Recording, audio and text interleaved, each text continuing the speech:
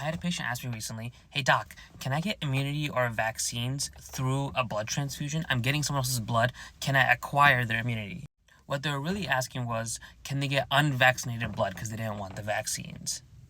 I'll post a picture right here to help explain everything that I'm talking about, but the simple answer is no, you can't acquire immunity from someone else's blood transfusion. So if someone's had hundreds of vaccines throughout their whole life, if you get a blood transfusion from that person, you're not acquiring any of the vaccine benefits, you're not acquiring any of the immunity, the antibodies, or the B cells from that person.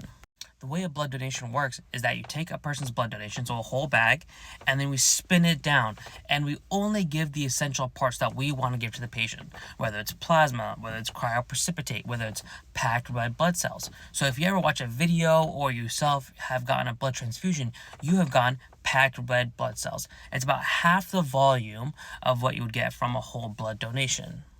When we spin this red blood cells down, we remove the white layer, the white blood cells, and so that we do not give you any B cells or white blood cells that may attack your body and cause a transfusion reaction.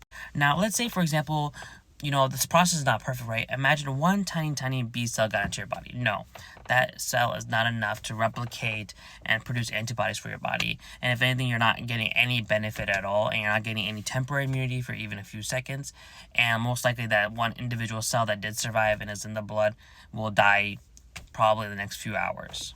Now, this is an overt simplification. There's a whole field of medicine called transfusion medicine where if you go into pathology or you're a hematologist, you can do an additional year of fellowship and train to be a specialist in that.